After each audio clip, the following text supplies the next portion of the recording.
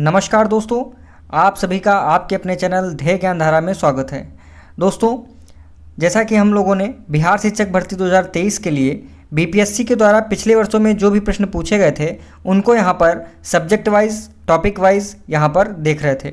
इसी क्रम में आज हम लोग सामान्य ज्ञान में इतिहास सब्जेक्ट से आधुनिक भारत का इतिहास टॉपिक से यहाँ पर प्रीवियस ईयर क्वेश्चन करने वाले हैं।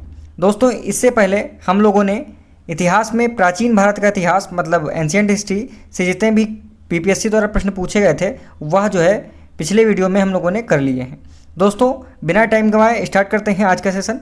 तो सबसे पहले हम लोग देखने वाले हैं कि किन किन चैप्टरों को आज हम यहाँ उनसे जो भी प्रश्न पूछे गए हैं वो यहाँ पर हल करेंगे। जैसा कि दोस्तों आपके सामने लिखा होगा, यूरोपीय वाणिज्यिक कंपनियों का भारत में आगमन, ईस्ट इंडिया कंपनी, ब्रिटिश शासन का भारतीय अर्थव्यवस्था पर प्रभाव, जो भी चैप्टर यहाँ पर दिए गए हैं उनसे जो भी प्रश्न पूछे गए हैं यहाँ पर करेंगे।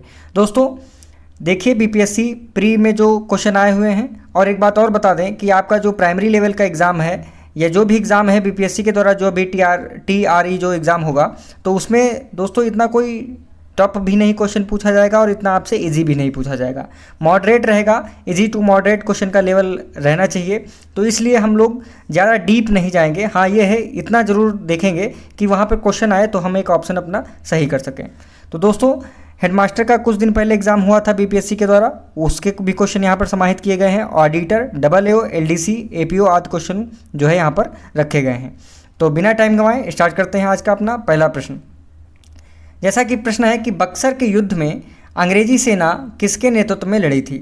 5 ऑप्शन दिए गए हैं। जैसा कि मैं हर वीडियो में बताता हूं आप सभी को कि बीपीएससी के द्वारा इस बार 5 ऑप्शन रखे जाएंगे, और जिसमें से जो ई ऑप्शन रहेगा इन्होंने जो रखा है उसमें उपयुक्त में से कोई नहीं या फिर उपयुक्त में एक से अधिक ये ऑप्शन रहेगा। तो दोस्तों काफ़ी ध्यानपूर्वक हमें क्वेश्चन पढ़ना है और फिर उनके ऑप्शन देखकर सही टिक करना है। तो जैसा कि क्वेश्चन में दिया है बक्सर के युद्ध के बारे में, तो दोस्तों किसके नेतृत्व में यह लड़ा गया था, तो 5 ऑप्शन दिए गए हैं। ए ऑप्शन में मुनरो, बी ऑप्शन में Clive, C option Eyre Coote, D option Cornwallis और ई ऑप्शन उपयुक्त में से कोई नहीं या उपयुक्त में से एक से अधिक।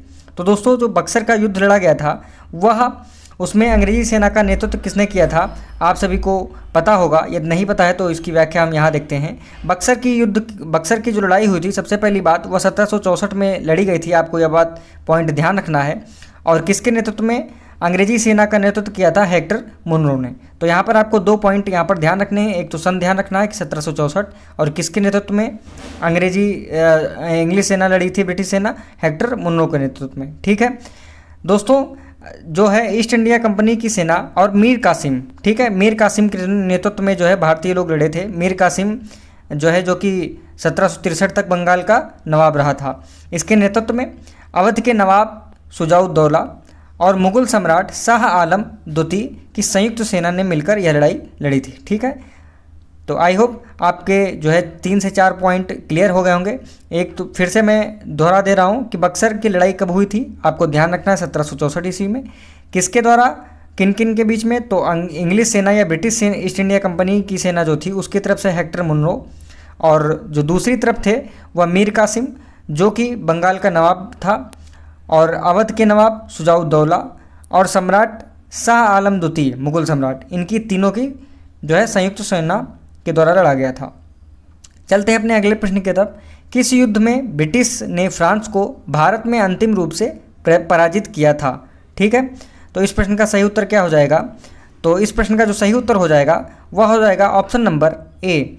वांडीवास का जो युद्ध हुआ था उसमें ब्रिटिश सेना ने फ्रांस को भारत में अंतिम रूप से पराजित किया था। ठीक है, अब दोस्तों यहाँ पे 2 से 3 पॉइंट हम लोग देखने वाले हैं, और जितने भी क्वेश्चन हैं यहाँ हम विस्तृत व्याख्या करेंगे सभी क्वेश्चंस की कि इनसे संबंधित जो भी आपको प्रश्न देखने को मिले तो आपसे छूटे नहीं।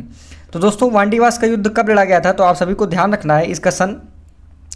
तो आप सभी जानते होंगे 1760 में ईस्वी में वांडीवास का जो है युद्ध लड़ा गया था, और किसके किसके बीच, तो जैसा कि ब्रिटिश सेना और फ्रांसीसियों के बीच में यह लड़ा गया था। ठीक है दोस्तों, अब देखते हैं अगला प्रश्न। लेकिन यहाँ पर अगले प्रश्न देखने के बाद यहाँ पर ऑप्शन में कुछ और भी युद्ध दिए गए हैं, जैसे कि दिया गया है प्रथम कर्नाटक युद्ध, ठीक है, प्लासी का युद्ध और बक्सर का युद्ध। जैसा कि अभी पिछले क्वेश्चन में हम लोगों ने पढ़ा है कि बक्सर का युद्ध कब हुआ था, तो 1764 में। ठीक है, और प्लासी का युद्ध यदि पूछा जाए तो 1757 में हुआ था। ठीक है, इसी प्रकार से यदि प्रथम कर्नाटक युद्ध की बात करें कि कब हुआ था, तो 1746 से 48 के बीच में कर्नाटक का प्रथम युद्ध हुआ था। कब हुआ था? 1746 से 48 के बीच में कर्नाटक का प्रथम युद्ध लड़ा गया था। अब यदि दोस्तों कर्नाटक के दूसरे और तीसरे युद्ध की बात की जाए तो ध्यान रखिएगा, दूसरा युद्ध जो है इसका सन 1749 से 54 के बीच में लड़ा गया था। ठीक है, और जो तीसरा युद्ध था वह 1758 से 1763 के बीच में लड़ा गया था। ठीक है, इसी के दौरान मतलब कर्नाटक का जो तृतीय युद्ध था इसी के दौरान वांडीवस का भी युद्ध उसी के दौरान सम्मिलित था। चलते हैं अपने अगले प्रश्न की तरफ। प्रश्न है कि दिल्ली दरबार के समय भारत का वायसराय कौन था? 5 ऑप्शन दिए गए हैं। ए ऑप्शन में लॉर्ड रिपन, बी ऑप्शन में लॉर्ड लिटिन, सी ऑप्शन में लॉर्ड लॉरेंस, डी ऑप्शन में लॉर्ड नॉर्थब्रुक, या ई ऑप्शन वही उपयुक्त में से कोई नहीं या उपयुक्त में से एक से अधिक। तो जो दिल्ली दरबार हुआ था, दिल्ली दरबार में पूछ रहा है कि भारत का वायसराय कौन था उस समय। तो इस प्रश्न का जो सही उत्तर हो जाएगा वह हो जाएगा आपका option number B, Lord Lytton जो है उस समय भारत का वायसराय था जब दिल्ली दरबार हुआ था। देखिए दोस्तों, आप सभी को बता दें कि दिल्ली दरबार की यदि बात की जाए तो ध्यान रखिएगा 3 दिल्ली दरबार हुए थे उस समय। प्रथम दिल्ली दरबार का आयोजन ध्यान रखिएगा, यहाँ पर लिखते चल रहे हैं 1877 में हुआ था। ध्यान रखिएगा 1877 में, 1877 में। ठीक है, इस समय लॉर्ड लिटिन वायसराय था। ठीक है, जो कि यहाँ पर प्रश्न में बात की गई है। ठीक है दोस्तों, देखिए इस समय मतलब कि प्रथम दिल्ली दरबार में महारानी विक्टोरिया को भारत की सामग्री घोषित किया गया था। ठीक है, और उन्हें क्या एक उपाधि दी गई थी, केसर ए हिंद। ठीक है, आप सभी लोग ध्यान से सुनिएगा या नोट डाउन कर लीजिएगा कि केसर ए हिंद की उपाधि किसको दी गई थी? महारानी विक्टोरिया को प्रथम दिल्ली दरबार के आयोजन के द्वारा। ठीक है, अब बात करिए तो दूसरा दिल्ली दरबार कब हुआ था, तो ध्यान रखिएगा दूसरा दिल्ली दरबार हुआ था 1903 में। ठीक है, 1903 में हुआ था, और उस समय जो भारत का वायसराय था तो ध्यान रखिएगा उस समय भारत का वायसराय था कर्जन। ठीक है, कौन था? कर्जन था। और जो तीसरा दिल्ली दरबार हुआ था वह हुआ था सन 1911 में। ध्यान रखिएगा सन 1911 में, और उस समय जो वायसराय था तो ध्यान रखिएगा भारत का वायसराय था हार्डिंग द्वितीय। ठीक है, कौन सा? हार्डिंग द्वितीय। ठीक है, हार्डिंग सेकेंड था। ठीक है, आपको 3 से 4 पॉइंट यहाँ पर डिस्कस कर दिए गए हैं आपके सामने। अब हम चलते हैं अपने अगले प्रश्न की तरफ। प्रश्न है कि पुर्तगालियों की प्रथम फैक्ट्री भारत में कहाँ स्थापित की गई थी? 5 ऑप्शन दिए गए हैं, बताना है सूरत में, गोवा में, या कालीकट में, या चंदन नगर में, या उपयुक्त में से कोई नहीं, उपयुक्त में से एक से अधिक। दोस्तों, पुर्तगालियों की जो प्रथम फैक्ट्री थी भारत में वह स्थापित की गई थी कोचीन में। तो इसमें जो करेक्ट ऑप्शन हो जाएगा वह हो जाएगा ऑप्शन नंबर ई। अब हम बता दें कि यह जो प्रश्न है यह पूछा गया था बीपीएससी की री एग्ज़ाम में 2019 में, जिसमें बीपीएससी के द्वारा इसमें जो ऑप्शन सही माना गया था वह माना गया था ऑप्शन नंबर सी, मतलब कि कालीकट, जो कि गलत है। ठीक है, एनसीईआरटी भी किताब आप उठा के देखेंगे तो उसमें पुर्तगालियों ने भारत में जो प्रथम फैक्ट्री स्थापित की है तो वह है कोचीन में। ठीक है, कहाँ है? कोचीन में। और सन ध्यान रखिएगा 1503 में। कब? 1503, अवश्य ध्यान रखिएगा। अब यदि बात कभी कभी प्रश्न में पूछ लिया जाता है, प्रथम ना पूछकर द्वितीय पूछ लिया जाए कि पुर्तगालियों ने द्वितीय फैक्ट्री भारत में कहाँ स्थापित की थी, तो ध्यान रखिएगा 1505 में कन्नूर। ठीक है, कन्नूर गोवा में जो है स्थापित की थी।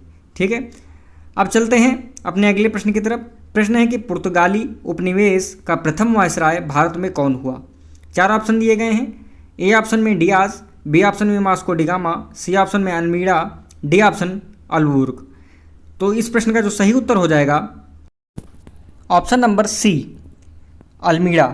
ठीक है, ऑप्शन नंबर सी इसका करेक्ट आंसर हो जाएगा कि पुर्तगाली उपनिवेश का प्रथम वायसराय भारत में कौन हुआ? अल्मीड़ा।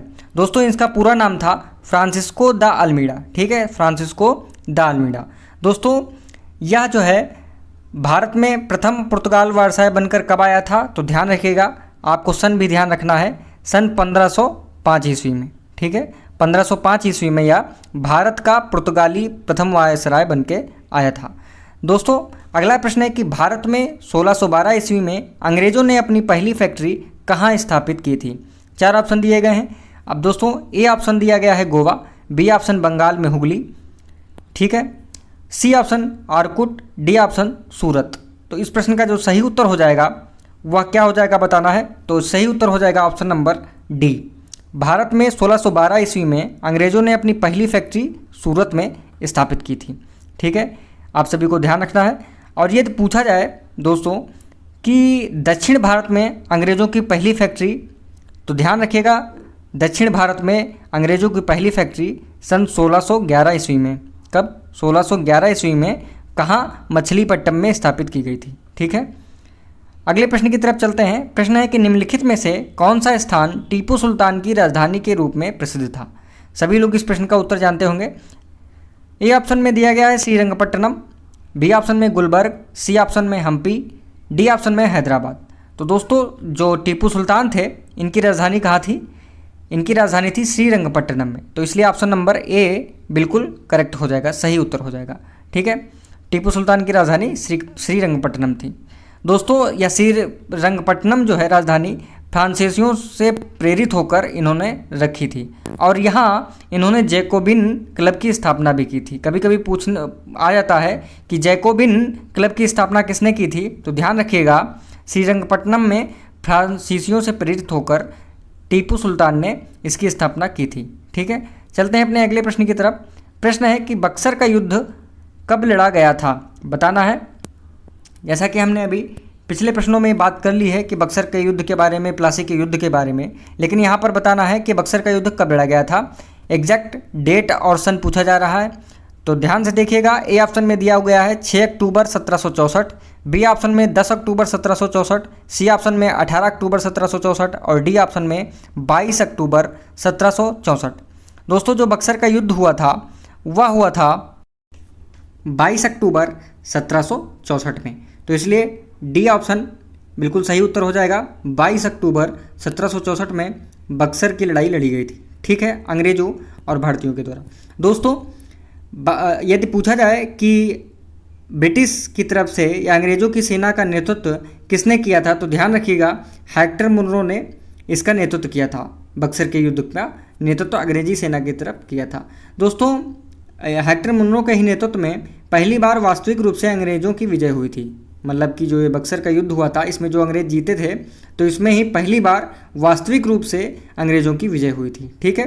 चलते हैं अपने अगले प्रश्न की तरफ कि निम्नलिखित में से किसके द्वारा किसानों को उनकी खेती की ज़मीन से अलग कर दिया गया था, ठीक है। तो ए ऑप्शन में दिया गया है वार्षिक बंदोबस्त, बी ऑप्शन महालवाड़ी बंदोबस्त, या सी ऑप्शन में स्थायी बंदोबस्त, या डी ऑप्शन में रैयतवाड़ी बंदोबस्त व्यवस्थाएं। ये कुछ व्यवस्थाएं अंग्रेज़ों के समय में चलाई गई थी। तो बताना है कि निम्न व्यवस्थाओं में से किनके द्वारा किसानों को उनकी खेती की ज़मीन से अलग कर दिया गया था, ठीक है।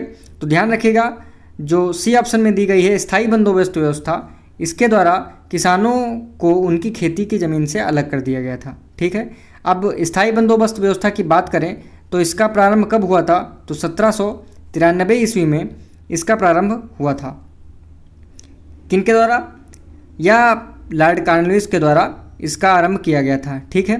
दोस्तों इसमें इस व्यवस्था की खासियत ये थी कि इसमें ज़मीन को, मतलब किसानों की ज़मीन या भूमि को जमींदारों को दे दिया गया था, ठीक है। और किसान क्या हो गए थे, भूमिहीन हो गए थे, जिसके कारण किसान जमींदारों की दया के पात्र हो गए थे, मतलब कि जमींदारों पर ही आश्रित हो गए थे किसान, ठीक है। दोस्तों चलते हैं अपने अगले प्रश्न की तरफ। प्रश्न है कि निम्नलिखित में से किसके द्वारा भारत में प्रथम रेलवे लाइन स्थापित की गई थी। काफ़ी इंपॉर्टेंट क्वेश्चन है, कई बार पूछा गया है, आप सभी को आता होगा। ए ऑप्शन में दिया गया है Lord William Bentinck, B option में Lord Auckland, C option Lord Hardinge, D option Lord Dalhousie. तो दोस्तों इस प्रश्न का जो सही उत्तर हो जाएगा वह हो जाएगा option number D, Lord Dalhousie.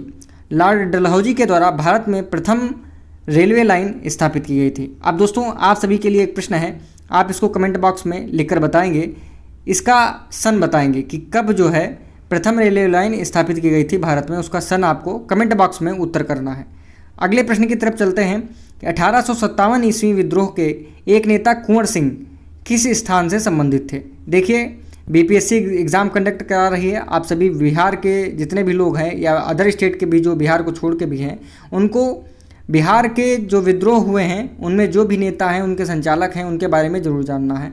और उसमें जो मुख्य नाम है, 1 नंबर पे नाम रहता है, वो है कुंवर सिंह। ठीक है, तो देखते हैं ऑप्शन में क्या क्या दिए गए हैं। ऑप्शन ए ऑप्शन में Gwalior, B option Jagdishpur, C option Jhansi, D option Meerut और ई ऑप्शन इनमें से कोई नहीं या इनमें से एक से अधिक। ऑप्शन बी जगदीशपुर इसका करेक्ट आंसर हो जाएगा। जो विद्रोह के नेता 1857 विद्रोह के नेता कुंवर सिंह जगदीशपुर से संबंधित थे। अब यह जगदीशपुर वर्तमान में बिहार के भोजपुर जिले में स्थित है। ठीक है दोस्तों, 1857 की जो विद्रोह हुआ था उसमें बिहार में प्रसिद्ध नेता थे कुंवर सिंह। ठीक है दोस्तों, इन्होंने कई बार जो है ब्रिटिश सेना को पराजित किया था। ठीक है, चलते हैं अपने अगले प्रश्न की तरफ। प्रश्न है कि 1857 की क्रांति सर्वप्रथम कहाँ से प्रारंभ हुई थी। ए ऑप्शन में Lucknow, B option Allahabad, C option Jhansi, D option Meerut. Option D इस प्रश्न का सही उत्तर हो जाएगा मेरठ। मेरठ से 1857 की क्रांति का प्रारंभ हुआ था। दोस्तों ध्यान होगा कि इस क्रांति की शुरुआत यदि पूरी डेट पूछे तो ध्यान रखिएगा 10 मई 1857 को। ठीक है, 10 मई 1857 ईस्वी में जो है मेरठ से प्रारंभ हुई थी।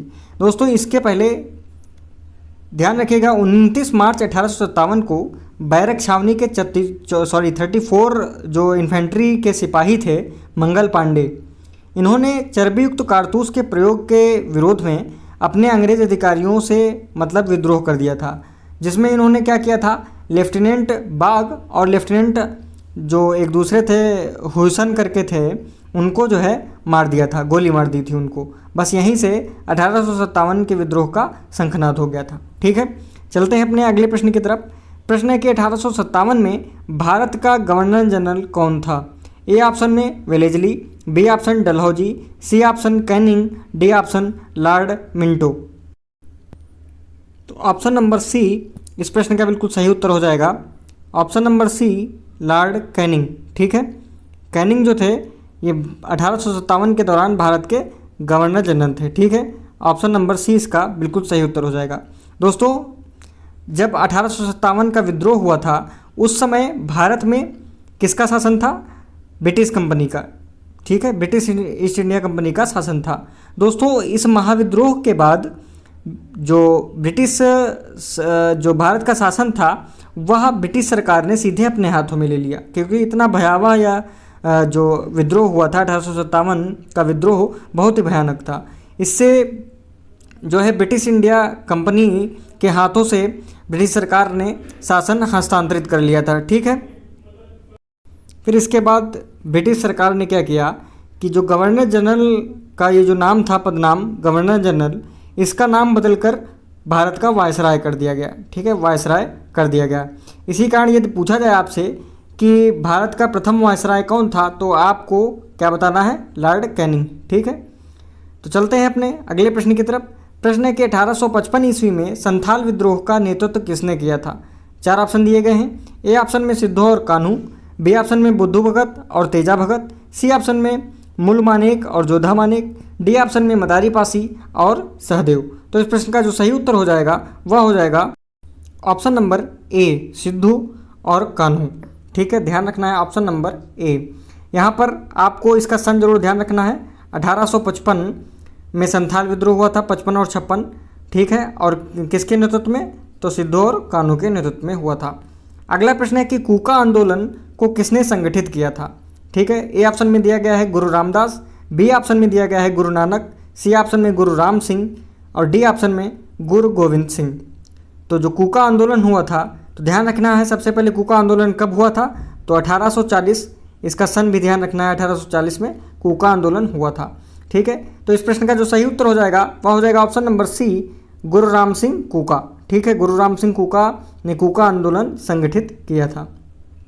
चलते हैं अपने अगले प्रश्न की तरफ। प्रश्न है कि मुंडाओं ने विद्रोह खड़ा किया था, कब किया, सन बताना है। ए ऑप्शन में 1885, बी ऑप्शन में 1888, सी ऑप्शन में 1890 और डी ऑप्शन में 1895। तो मुंडाओं ने जो विद्रोह खड़ा किया था वह 1895 में खड़ा किया था, तो इसलिए ऑप्शन नंबर डी इसका बिल्कुल करेक्ट आंसर हो जाएगा। ठीक है दोस्तों, इसका नेतृत्व जो किसने किया था यदि पूछा जाए मुंडा विद्रोह का, तो मुख्य रूप से उसमें एक नाम आता है बिरसा मुंडा। ठीक है, ध्यान रखिएगा कौन थे, बिरसा मुंडा। ठीक है, बिरसा मुंडा का नाम आप लोगों को ध्यान रखना है। चलते हैं अपने अगले प्रश्न की तरफ।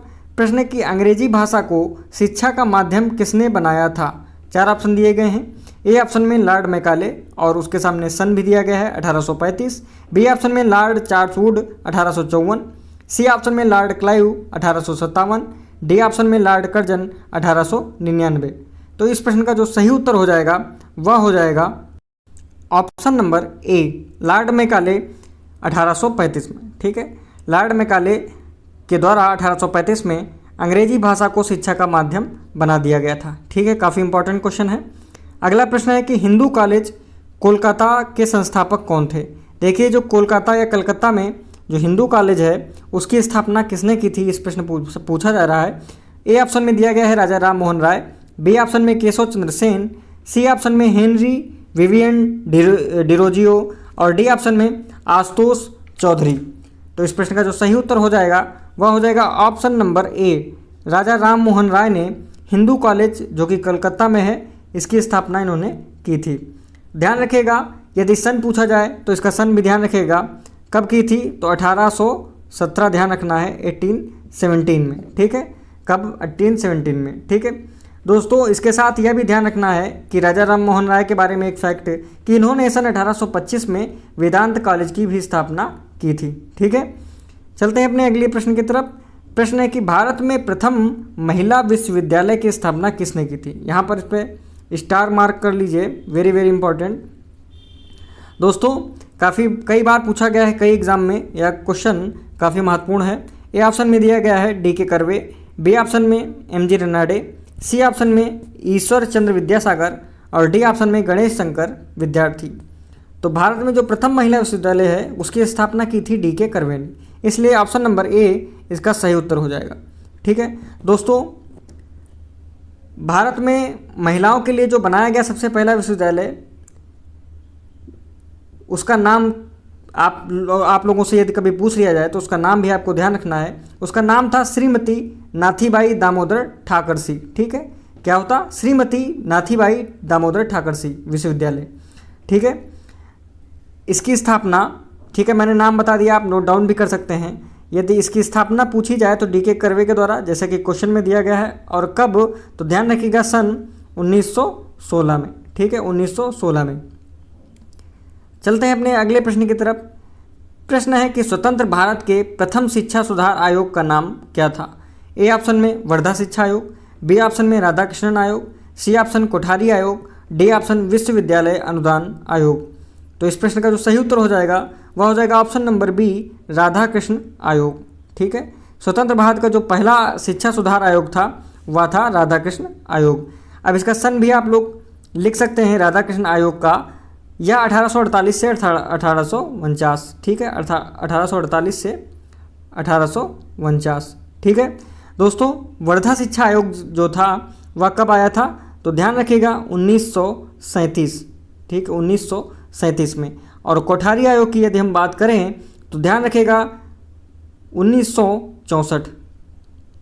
1964। दोस्तों, यहाँ पर एक जो है यहाँ पे गलती हुई है, यहाँ पे 18 नहीं होगा। राधाकृष्ण आयोग का जो ईयर है वो मैं फिर से यहाँ पे आपको इरेज करके बता दे रहा हूँ। राधाकृष्ण आयोग का जो ईयर है वह कब है, तो 1948 से 1848 लिख गया था, तो आपका क्या हो जाएगा 1948। ठीक है, ध्यान रखिएगा 1948। ठीक है, 48 से 49। और जैसा कि वर्धा शिक्षा आयोग का तो बताया गया 1937। ठीक है, 1937। इसी प्रकार से यदि कोठारी आयोग या कोठारी के कमीशन की बात करें, इसका सन पूछा जाए तो 1964। और यदि विश्वविद्यालय अनुदान की बात हो तो आप ध्यान रखिएगा 1953। ठीक है, 1953। तो यहाँ सबके वर्ष लिख दिए गए हैं। और इस सीरीज का, इस पार्ट का यह लास्ट क्वेश्चन था। दोस्तों, यदि आपने लास्ट तक देखा इस वीडियो को तो यह आपके लिए बहुत यूज़फुल क्वेश्चन रहे होंगे, काफ़ी अच्छा लगा होगा, आपको नए नए पॉइंट यहाँ पर जानने को मिले होंगे। और वीडियो को लास्ट तक देखने के लिए आप सभी का धन्यवाद। यदि वीडियो आपके लिए हेल्पफुल हो तो इस वीडियो को अपने दोस्तों तक शेयर करें, लाइक करें। धन्यवाद।